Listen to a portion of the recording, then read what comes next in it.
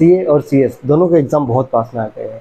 अब exam pass आने से पहले आपको क्या मेजर प्रॉब्लम फेस हो रही होगी, आप डीमोटिवेटेड बहुत हो जाओगे। आपके डीमोटिवेशन कुछ भी कारण की वजह से हो सकता है। सपोज आप पढ़ने बैठ रहे हो, आपकी इच्छा ही नहीं हो रही पढ़ने बैठने की, या फिर आप पढ़ने बैठ रहे हो पर थोड़ी सी टाइम पढ़ने पढ़ रहे हो, उसके बाद में आपको इच्छा ही नहीं हो रही पढ़ने की, यार मैं 2 घंटे बहुत पढ़ लिया, डिस्ट्रैक्शन बहुत ज़्यादा हो रहा है।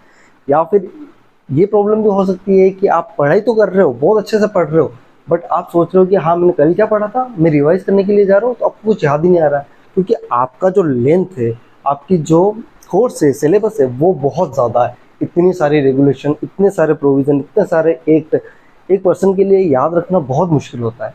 और जब आपने पढ़ा कि यार मैंने सुबह ये पढ़ा था, अब शाम को आप उसको पढ़ने की सोच रहे हो, आप सोच रहे हो सुबह क्या पढ़ा था, पर आपको याद ही नहीं आ रहा है। तो ये सारी चीज़ें क्या होती है, आपको डीमोटिवेट कर लेती है। तो इस डीमोटिवेट को आपको कैसे दूर करना है, ये आपके लिए बहुत बड़ी प्रॉब्लम होती है। अब जैसे कि ये आपका एग्ज़ाम डेट है, यहाँ पे आपका एग्ज़ाम हो रहा है, तो यहाँ से पहले का जो पोर्शन का टाइम है 1 मंथ का है, या जितना भी अभी मंथ बचा है, ये आपके लिए बहुत क्रूशियल है, बहुत इंपॉर्टेंट है। अगर इसको आपने सही से यूटिलाइज कर लिया तो आपके जो चांसेस है एग्ज़ाम में पास होने के, वो इंक्रीज हो जाएंगे। अब देखो होता क्या है, इस टाइम पीरियड में आप 2 चीज़ें कर सकते हो। या तो आपको डीमोटिवेट फील हो जाएगा, यार एग्ज़ाम तो इतने पास में आ गए और मुझे कुछ आता ही नहीं है, मुझे कुछ पता ही नहीं चल रहा है कहाँ से शुरू करूँ, और मैं पढ़ रहा हूँ तो भी मुझे याद नहीं रह रहा है कि यार पिछली बार मैंने ये प्रोविज़न पढ़ा था, ये एक पढ़ा था, अभी वापस किताब खोल के देख रहा हूँ तो मुझे समझ में नहीं आ रहा, मैंने ऐसा लग रहा है कि पहली बार पढ़ रहा हूँ इससे में। तो ये जो पीरियड है एग्जाम से थोड़ा सा पहले का, ये आपके लिए बहुत इंपॉर्टेंट है। इस पीरियड के बीच में अगर आपने आपको डीमोटिवेट होने से बचा लिया, तो आपके जो चांसेस है एग्जाम में पास होने के, वो बहुत बढ़ जाएंगे।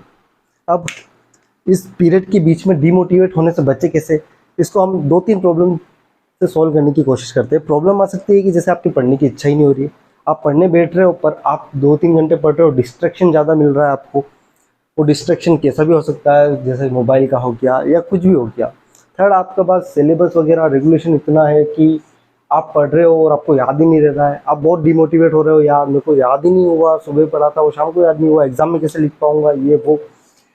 तो यहाँ पे आपको बहुत डिमोटिवेट फील हो जाएगा। पर आपको क्या करना है, इस डिमोटिवेट वाले पोर्शन को हटाना है, और आपको यहाँ पे फुल्ली मोटिवेटेड रहना है, और फुल अपना जितनी ताकत है उतनी ताकत के साथ में आपको इस टाइम पीरियड के बीच में प्रिपरेशन करना है। नॉर्मली क्या होगा कि 100 लोग यहाँ पे पेपर दे रहे हैं, उसमें से अगर इस पीरियड के बीच में जो स्ट्रॉन्ग रह गया, उसकी चांसेस उन बाकी 100 लोगों से ज़्यादा हो जाएंगे पास होने के लिए। अब सभी आप मोटिवेशनल वीडियो वगैरह देखोगे तो उसमें यही बताया होगा कि आपका विजन क्लियर होना चाहिए, आपका फोकस क्लियर होना चाहिए। आपका फोकस है तो आप सब कुछ कर सकते हो। पर एक बात बताओ, जब आपने ICSI, ICAI इसमें एडमिशन लिया था, तब आपका विजन, आपका मिशन क्लियर नहीं था कि आपको CS करनी है, CA करनी है? तब आपने बिल्कुल करेक्ट, बिल्कुल आपने सोचा था कि मेरे को CA बनना है, इसीलिए तो आपने रजिस्ट्रेशन कराया। आपको CS बनना है, आपने इसीलिए तो रजिस्ट्रेशन करवाया है। तो अभी अभी इस पीरियड के बीच में आप डिमोटिवेट क्यों हो गए? आपका विजन भी है, आपका माइंडसेट भी बना हुआ है, आपका विजन भी बहुत क्लियर है कि हाँ मेरे को CA बनना है, मेरे को CS बनना है। बट इस पीरियड का आपको जो यूटिलाइजेशन है, वो यूटिलाइजेशन आप सही से नहीं कर पा रहे हो, आप डिमोटिवेट हो जा रहे हो। तो इससे बचने के लिए क्या करें, अपने माइंड में एक चीज़ सोचो कि अभी आप जिस पोजीशन पे हो, अभी आप इस पोजीशन पे खड़े हो, सपोज अब आपके पास में यहाँ से क्या 2 रास्ते हैं। एक रास्ता बहुत सिंपल है, सीधा सा है, एक रास्ता दूसरा है। अब इस सिंपल वाले रास्ते पे क्या है, अगर आप इस पे चलने की सोचोगे तो ये बिल्कुल प्लेन रोड है, आराम से इजीली आप इस पे चलोगे, कोई प्रॉब्लम नहीं है। बट आपके पास में अभी के टाइम में एक दूसरा रास्ता भी है, जिस रास्ते पे क्या है, बहुत सारे कांटे हैं। यहाँ पे इस रास्ते पे तूफान आ रहा है, आंधी आ रही है, मतलब बहुत सारा स्ट्रगल है। तो अभी आपको क्या लगेगा कि यार ये सिंपल वाला रास्ता अच्छा दिख रहा है ना, इस पे चले जाता हूँ, इस पे मैं जाऊँगा तो यहाँ पे मेरे को जाने के लिए बाइक वगैरह भी मिल रही है फ्री में। तो यहाँ पे मेरे को रास्ता बिल्कुल सीधा दिख रहा है, अरे यार ये रास्ता भी अच्छा है और इस पे जाने के लिए मेरे को बाइक भी मिल रही है, तो मैं यहाँ चले जाता हूँ। किस रास्ते पे नहीं जाता हूँ, जिस पे कांटे हैं, आंधी है, तूफान आ रहा है, उसको तूफान के अंदर से कौन जाएगा? तो आपको क्या करना है, यहाँ से वे चूज करना है, आप किस वे पे जाना चाहते हो, इधर जाना चाहते हो या इस वे पे जाना चाहते हो। जो बंदा इस वे को चूज कर लेगा, वो इस पीरियड में डीमोटिवेट नहीं हो पाएगा। आपको अभी डिसाइड करना है कि आप किस रास्ते पे चलना चाहते हो। आप एक सिंपल रास्ते पे चलना चाहते हो जिसमें आपको कोई प्रॉब्लम नहीं है, बट या फिर आप उस रास्ते पे चलना चाहते हो जिसमें बहुत सारी मुसीबतें आपको फेस करनी पड़ेगी। अब होगा क्या, अगर आप मान लो यहाँ पे आज डिसीजन लेते हो कि मेरे को एक सीधे रास्ते पे चलना है, कोई प्रॉब्लम नहीं है, कोई वहाँ पे कोई मुसीबतें नहीं आ रही, आपको आराम से बाइक मिल रही है, आप जाओ आगे से। पर 1 साल बाद, 2 साल बाद आगे जाके आपको पता पड़ेगा कि ये रास्ता एक खड्डे में ले जा रहा है। इस खड्डे में आप आगे जाके 2-3 साल बाद में गिर जाओगे, और फिर आपको वहां से 2-3 साल बाद में वापस पता पड़ेगा यार मैं एक खड्डे में गिर गया, इस खड्डे से मुझे वापस निकलना पड़ेगा। तब आपके पास में क्या करना पड़ेगा, आपको 2-3 साल और आपके वेस्ट करने पड़ेंगे, और क्या कहूँ इन्वेस्ट करने पड़ेंगे, तब जाके आप वापस इस खड्डे से निकल पाओगे। या फिर अभी इस टाइम पे आप वापस डिसाइड कर लो कि नहीं, मेरे को तो इस स्ट्रगल वाले रास्ते पे ही चल रहा है, मेरा मन नहीं लग रहा है पढ़ाई में, तो भी कोई बात नहीं, मैं टेबल पे बैठा हुआ, मैं पढ़ रहा हूँ, कोई दिक्कत नहीं है। मैंने सोचा मैं 4 घंटे पढ़ूंगा, मैं 2 घंटे पढ़ा, उसके बाद मुझे लगा कि यार बहुत पढ़ लिया, मैं थोड़ा फ्री होना चाहता हूँ, रिलैक्स होना चाहता हूँ, तो आप 5 मिनट के लिए हेड डाउन करके सोचो, 5 मिनट बाद में वापस मन नहीं लग रहा है तो भी पढ़ना स्टार्ट करो। अपने आप को सोचो कि नहीं, आप उस मुसीबत वाले, उस मुश्किल रास्ते पे चल रहे हो जहाँ पे हर कोई नहीं चल सकता। अगर आप इस पीरियड में इस मुश्किल रास्ते पे चले गए तो आपको जो आने वाले साल है, 2 साल, 1 साल, जितने भी बाद में, आपको जो इन्वायरमेंट मिलेगा वो बहुत हैप्पी इन्वायरमेंट मिलेगा। तो आज के तारीख में आप सोचो, आप आज सिंपल जाना चाहते हो और बाद में स्ट्रगल करना चाहते हो, या फिर आज आप अभी भले डीमोटिवेटेड हो रहे हो, भले आपको पता नहीं पड़ रहा है कि आपने सुबह क्या पढ़ा था, शाम को आपको याद नहीं रह रहा है कि क्या पढ़ा था आपने सुबह, फिर भी आप सोच रहे हो कि नहीं मैं फिर भी पढ़ूंगा, मैंने सुबह क्या पढ़ा था मुझे याद नहीं आ रहा, मैं वापस अभी रिवीजन करने बैठता हूँ। वापस आपने देखा तो थोड़ा बहुत और आपको याद हुआ, फिर कल सुबह गए, आपने सोचा कि हाँ कल सुबह, कल शाम वाला वापस एक और बार रिवाइज करूँ, आपने आपका एफर्ट ज़्यादा बढ़ा दिए। तो मेनली मैं क्या बोलना चाहता हूँ कि इस 1 के पीरियड में आप जितना भी डिमोटिवेट फील हो रहे हो, उस डिमोटिवेट को नेगेटिव एनर्जी हो आपकी, उस नेगेटिव एनर्जी को आप पॉजिटिव एनर्जी में कन्वर्ट कर लो। जिस दिन आप अपनी नेगेटिव एनर्जी को अपने पॉजिटिव एनर्जी की तरह देखने लग जाओगे, आपका विजन बहुत, आपकी जो मंजिल है वो आपको बहुत अच्छे से, बहुत एक तरह से इजी में मिल जाएगी आपको as compare to other students. तो आपको आज डिसाइड करना है कि आपको कौन से राह पे चलना है। आपने जब सीए में रजिस्ट्रेशन करा था तब भी आपको पता था कि नहीं, जिस रास्ते पे मैं चलने वाला हूँ वो बहुत हार्ड कोर्स है, उसके लिए मुझे बहुत मेहनत करनी पड़ेगी। तो एग्जाम से पहले वाले इस टाइम पे आप उस मेहनत को क्यों भूल जा रहे हो? आप अपने दिमाग में अभी भी क्लियर रखो कि नहीं, मेरे को अभी भी मेहनत करनी है, भले मेरा मन नहीं लग रहा है, भले मेरे को डिस्ट्रैक्शन मिल रही है इतने सारे, फिर भी मेरे को उन डिस्ट्रैक्शन को साइड में रखना है और सिर्फ अपने मिशन पे, अपने विजन पे फोकस रखना है। एक आपने प्राइमरी गोल सेट कर रखा था कि आपको सीए बनना है या सीएस बनना है। कब सेट कर दिया था आपने? जिस दिन आपने रजिस्ट्रेशन कर रहा था। अब क्या आपके माइंड में अभी भी ये चीज़ तो क्लियर ही है? अभी भी आप अगर एग्जाम से 2 दिन पहले पूछूंगा तो भी आप ये कहोगे नहीं, मेरा माइंड सेट क्लियर है, मेरा विजन क्लियर है, मैं सीएस ही बनना चाहता हूँ। बट प्रॉब्लम क्या आ रही है कि इस एग्जाम से पहले मेरे एफर्ट्स थोड़े कम हो गए, मैं डर गया कि यार इतना सारा कोर्स मैं कैसे कर पाऊंगा। उस डर से आपको जीतना है। अगर उस डर से जीत गए ना तो इस एग्जाम में आपके पास होने के रिजल्ट्स बढ़ जाएंगे। अब प्राइमरी सेट आपका गोल है, प्राइमरी गोल आपका सेट है, आपको क्या करना है? अब आपके सेकेंडरी गोल बनाने। सेकेंडरी गोल कैसे बनाओगे? जैसे कि आप सोच रहे हो कि यार मेरे को प्राइमरी गोल तो सेट है, मेरे को सीए बनना है, सीएस बनना है। अब सेकेंडरी गोल सेट कर दो कि मेरे को डे टू डे में क्या करना है। जैसे अगर आप मान लो आप रात को पढ़ रहे हो, आप सोच रहे हो कि नहीं सुबह जल्दी उठ के पढ़ूंगा तो मैं अच्छे से पढ़ पाऊंगा, ज़्यादा चीज़ें याद कर पाऊंगा। तो आदत डालो, एक गोल बनाओ कि सेकेंडरी गोल कि मेरे को कल सुबह 5 बजे उठना है और 5 से 8 बजे तक मैं पढ़ाई करूंगा। फिर आपने उस गोल को अगले दिन और बढ़ाया कि 5 से आप 8:15 बजे तक पढ़ूंगा। डायरेक्टली पहले ही दिन ऐसा गोल नहीं बनाना है जिसकी वजह से आप पहले ही और डिमोटिवेटेड हो जाओ। जैसे आपने सोचा कि मैं 5 से 11 बजे तक, 12 बजे तक पढ़ूंगा, आपको पता है आपकी कैपेसिटी नहीं उतनी, तो आप वो गोल मत बनाओ। आप पहले अपनी कैपेसिटी को देखो कि हाँ मेरी कैपेसिटी कितनी है, फिर उस कैपेसिटी को धीरे धीरे बढ़ाने की कोशिश करो। अब मन नहीं लग रहा है तो भी अपने टेबल पे बैठे रहो, 5 मिनट 10 मिनट बैठे रहो, उस किताब को देखो। थोड़ी देर में आपके खुद के अंदर से फीलिंग आएगी यार बहुत टाइम वेस्ट कर लिया मैंने, थोड़ी देर और पढ़ लेता हूँ भैया।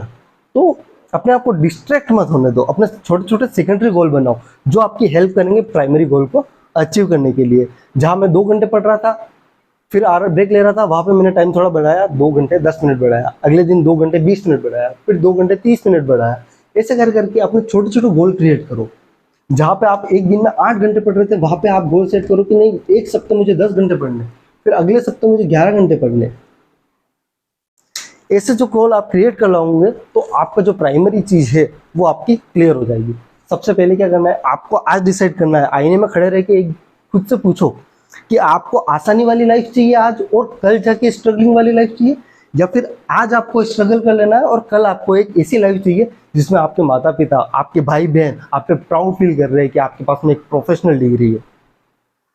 तो फर्स्ट मिशन क्या हो गया कि आपको आज डिसाइड करना है कि मुश्किल वाले रास्ते पे ही चलना है। और अगर आपको ये मुश्किल वाला रास्ता, अगर इस पे चलने की इच्छा नहीं हो रही है, तो आई सजेस्ट कि आपको ये कोर्स छोड़ देना चाहिए और आप दूसरा जिसमें आपका मन लग रहा है वो वाला कोर्स करो। बट आपने प्राइमरी गोल सेट कर रखा है, नहीं मेरे को प्रोफेशनल डिग्री चाहिए, तो अपना माइंडसेट वापस बना लो कि नहीं मुझे इस रास्ते पे ही चलना है, कितनी भी प्रॉब्लम आए कुछ भी हो, मैं इसी रास्ते पे चलूंगा, गिरूंगा, वापस खड़ा होऊंगा और चलूंगा और आखिर तक इसमें पहुंच जाऊंगा।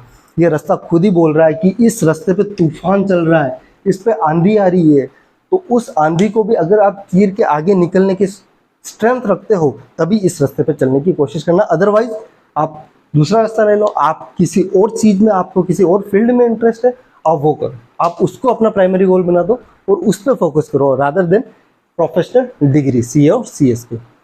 अब एक चीज सोचो, जब आपने एडमिशन लिया था इसमें सीए सीएस में, तब आपने अपनी इच्छा से लिया था? आपके माँ बाप ने आपके ऊपर कितना प्राउड फील करा था कि यार मेरा बेटा सीए कर रहा है, मेरा बेटा सीएस कर रहा है। आपके घर में कोई रिलेटिव आया, तो जब भी उस रिलेटिव ने पूछा है कि आपके पापा मम्मी से, आपके फादर मदर से, कि आपका बेटा क्या कर रहा है, तो आपने क्या बोला होगा?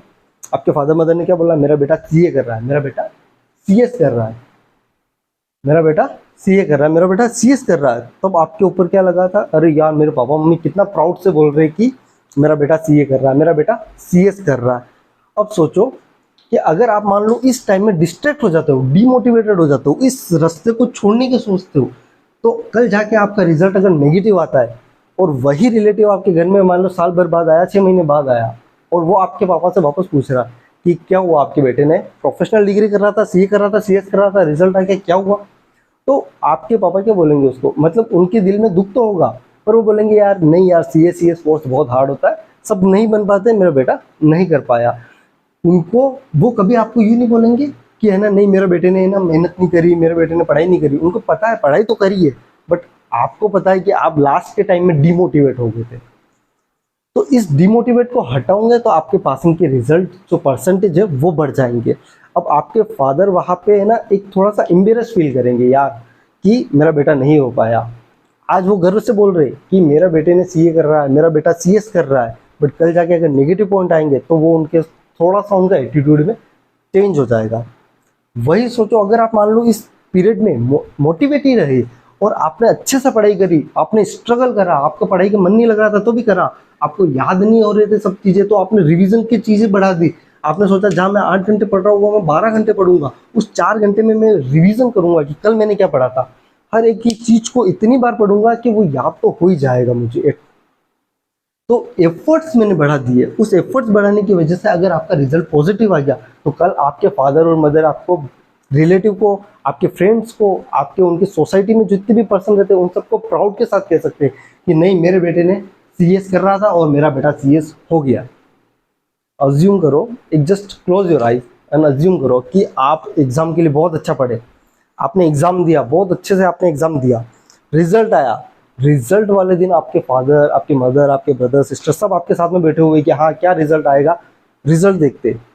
और जैसे ही आपने रिजल्ट पे क्लिक करा, आपका रिजल्ट में लिखा आया PASS।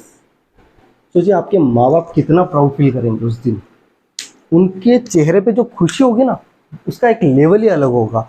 अगर वो खुशी आप अपने माँ बाप को देना चाहते हो तो आपको इस रास्ते पे आज चलना ही पड़ेगा। आपके पास कोई चॉइस नहीं है, यहाँ पे कोई ऑप्शन नहीं दे रहा है कि इस रास्ते को मैं थोड़ा सिंपल बना दूँ, नहीं होगा ही नहीं, पॉसिबल ही नहीं। आपको इसी रास्ते पे चलना है अगर, तो बहुत मुश्किलों का सामना करना पड़ेगा। आपका प्राइमरी गोल सेट है, आपको सेकेंडरी गोल सेट करने पड़ेंगे और अपने माइंड सेट को ऐसा प्रिपेयर करना पड़ेगा कि यार इस लास्ट के टाइम पे जो मैं डीमोटिवेट फील कर रहा हूँ, मेरे को नहीं होना है, मेरे को मोटिवेटेड ही रहना है और मेरे को अपने दिमाग को सेट कर देना पड़ेगा कि नहीं CS करना है तो वो बहुत हार्ड होता है और मुझे उस हार्ड वाले रास्ते पर ही चलना है।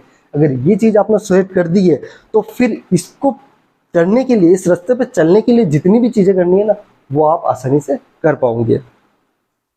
एक एग्जांपल देता हूँ, मिल्खा सिंह का, मूवी देखी होगी आपने। जब उसने मिल्खा सिंह पहली बार दौड़ा था तब उसके दिमाग में कोई ऐसा माइंडसेट नहीं था कि उसको एक नेशनल चैंपियन बनना है। बट फर्स्ट टाइम जब दौड़ा था, वो दौड़ा था दूध के लिए।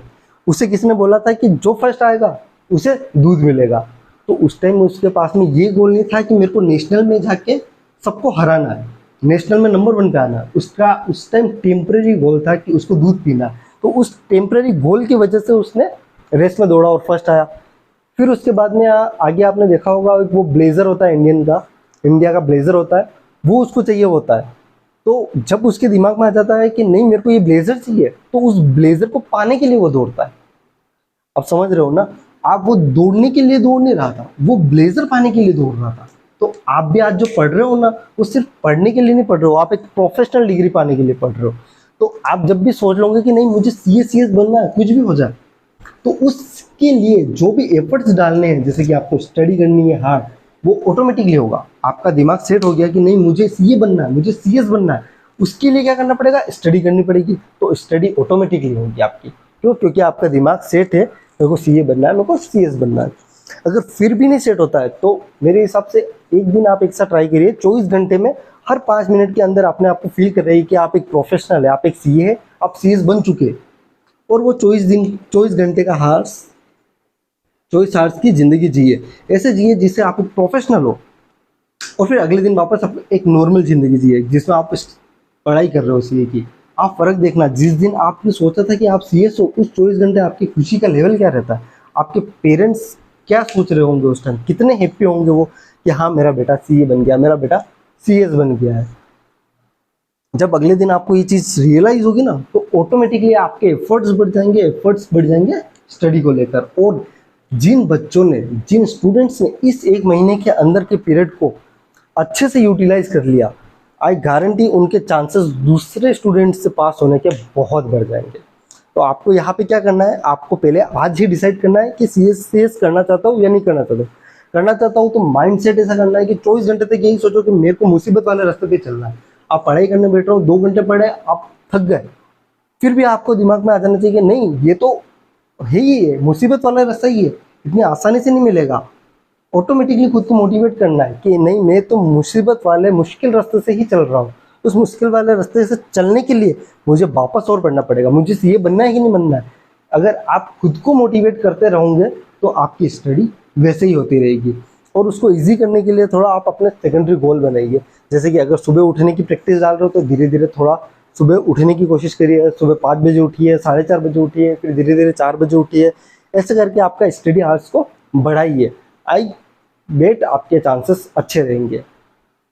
अब बहुत जने को ये भी होता है कि यार मैं पढ़ना तो चाहता हूँ, बट प्रॉब्लम क्या आ रही है, कोई टाइम ऐसा आ रहा है जिस टाइम को मैं पढ़ाई नहीं कर पा रहा हूँ। जैसे सपोज इस 1 महीने पहले मेरे को किसी शादी में जाना है, मेरे बुआ की लड़की की शादी है, मामा की शादी है, किसी की भी शादी है।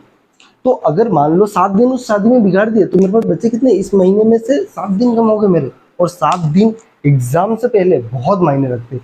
ये आपका टाइम पीरियड ऐसा टाइम पीरियड है जो आपकी लाइफ बना सकता है या बिगाड़ सकता है। ये बहुत इंपॉर्टेंट चीज़ है आपकी लाइफ का। ये एक ऐसा फेज है जो टेम्पररी फेज है, बट इतना स्ट्रगलिंग वाला है। इस स्ट्रगलिंग में जो लोग स्ट्रॉन्ग रह गए और जो लोगों ने अपने आप को खुद को मोटिवेट कर दिया, वो बंदे के जीवन में, लाइफ में सक्सेस होने के चांसेस बहुत बढ़ जाएंगे। तो आपको आज ही सोचिए कि आपको इस 1 महीने की पीरियड में, क्रूशियल टेम्पररी जो पीरियड है, उस पीरियड को कैसे यूटिलाइज करना है। अच्छे से यूटिलाइज करना है, आराम से फ्री होकर रहना है, कोई दिक्कत नहीं, आप रह सकते हो। पर सोचा है कि नहीं प्रोफेशनल डिग्री चाहिए तो प्रिपरेशन उसी हिसाब से होनी चाहिए आपकी। तो आप मेनली आपके एफर्ट्स को बढ़ाने की सोचिए और अपने दिमाग में सोचिए कि अभी का जो मैं 1 महीना जीने जा रहा हूँ, भले मैं उसमें 12 घंटे पढ़ रहा हूँ, 14 घंटे पढ़ रहा हूँ, 6 घंटे ही सो रहा हूँ मैं लाइफ, पर ये एक मेरा टेम्पररी फेज है। मुझे 1 महीने तक ही ऐसा करना है, मुझे 1 से 2 महीने करना है, 3 महीने करना है। इतने महीने में ही मेरे को इतना स्ट्रगल करना है, इतना पढ़ना है, इतना मोटिवेट रखना है खुद को कि एग्जाम क्लियर होने के बाद में मेरा लाइफ इजी हो जाए, मेरे पास में एक प्रोफेशनल डिग्री आ जाए, सीए सीएस की आ जाए। डिग्री आने के बाद में भी आपको पढ़ना ही पढ़ना है, उसमें कोई दिक्कत नहीं है, पर आपको एग्जाम दे के पास होने के लिए नहीं पढ़ना। अभी आपको उस डिग्री पाने के लिए आपको पढ़ना है। तो जिस दिन ये आपके पास में डिग्री आ जाएगी, उस दिन आपकी खुशी कितनी होगी, आपके माँ बाप का आपके ऊपर प्राउड कितना फील करेंगे। एक बार अपनी आंखें बंद करके जरूर सोचिएगा, आप अपने आप डिमोटिवेट हो जाओगे कि यार मैं सीएस बन गया, और जिस दिन पास लिखा आया मेरे रिजल्ट पे, उस दिन मेरे माँ बाप कितने खुश हो गए, उनके खुशी का लेवल कितना है, उनके चेहरे पे स्माइल आ गई है। उन स्माइल को आप कब दे सकते हो? इस एक महीने की पीरियड में। इस एक महीने की पीरियड में आप सब कुछ कर सकते हो, अपनी खुद की लाइफ सेट कर सकते हो, अपने माँ बाप को प्राउड फील करा सकते हो, अपनी लाइफ को एक बेटर लाइफ में कन्वर्ट कर सकते हो। तो मेजरली इसी चीज़ में फोकस करो। और जैसे मैंने बताया कि आपके मान लो आप टाइम मैनेज नहीं कर पा रहे हो, इसमें इस पीरियड से पहले आपके ऐसे टाइम आ रहा है जहाँ पे आपको दूसरी जगह भी टाइम देना है, जैसे बुआ की शादी आ गई, मामा की शादी आ गई, किसी की भी शादी वगैरह आ गई। अब वहाँ पे आपके दिमाग में रहेगा कि नहीं यार मेरे को वहाँ तो जाना ही जाना पड़ेगा। तो अपने आप से खुद से पूछिए उस टाइम पे, क्या वो वहाँ पे उस शादी में जाना, उस फंक्शन में जाना, उस इंजॉयमेंट को एंजॉय करना मेरे डिग्री से बढ़कर है क्या? अगर आपका आंसर यस में आ जाता है तो बेशक आप वहाँ पे जा सकते हो। बट आपको आता है कि नहीं यार ये इतना इंपॉर्टेंट नहीं है जितनी मेरी डिग्री है, जितना मेरा प्रोफेशन है, उससे ज़्यादा मेरा प्राइमरी गोल है, उससे ज़्यादा इंपॉर्टेंट नहीं है। हाँ ठीक है, एक दिन जाना है, मैं एक दिन अटेंड करके आ जाऊँगा, बट 6-7 दिन जाना है और टाइम वेस्ट करना है, और वो भी इस क्रूशियल पीरियड को, वो बहुत बड़ी बेवकूफ़ी होगी। अपने आप से पूछ लेना कि आपको वहाँ जाना जरूरी है कि नहीं है। अगर आंसर नो में आए कि बोलता है कि नहीं एक दिन जाऊँगा तो भी चलेगा, तो आप अपना टाइम को ऐसे यूटिलाइज करें कि आपकी स्टडी बहुत कम से कम डैमेज हो या कम से कम इफेक्ट हो, और आप अच्छे से उस टाइम को यूटिलाइज कर सके अपने पढ़ाई के लिए।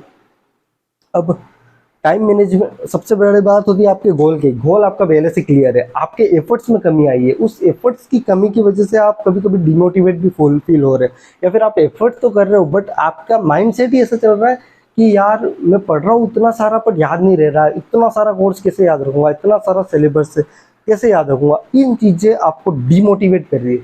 तो इसके लिए आपको अपने माइंडसेट को उस मुसीबत वाले रास्ते के लिए सोचना है, उस मुसीबत वाले रास्ते पर चलना है, तो आपको ये सब कुछ सहन करना पड़ेगा। बट आपको क्या करना है कि हाँ कुछ भी हो जाए मैं इस रास्ते पे ही चलूंगा और सीएस की डिग्री लेकर रहूंगा, उसके लिए मुझे कुछ भी करना पड़े मैं वो कुछ भी कर जाऊंगा।